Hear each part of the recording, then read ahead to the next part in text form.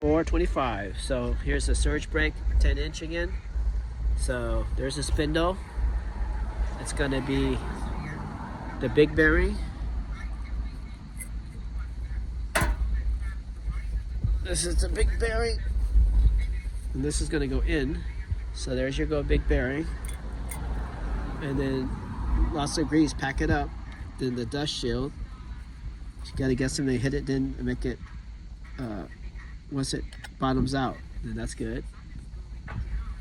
Then after that, on the outside,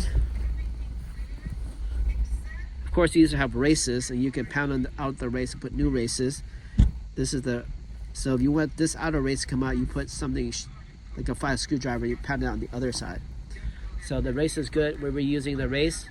So the smaller bearing, of course, you pack it with grease, and then a regular thrust washer, and then castellated nut, and then this is where you open and close and adjust it until you feel like there's no play but a good amount of drag. And then when you're done, there goes the Castle cotter pin, and then from there, this is your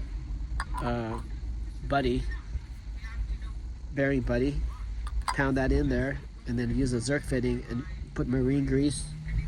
There is a grease gun, and then it'll ooze out with grease, and it'll come straight out. And then put the cover back on, and then spin this thing and put a flathead back there and open the star by clicking it going this way, and it'll open up, and then you'll feel the drag. And then maybe bleed the brakes again, and you're done.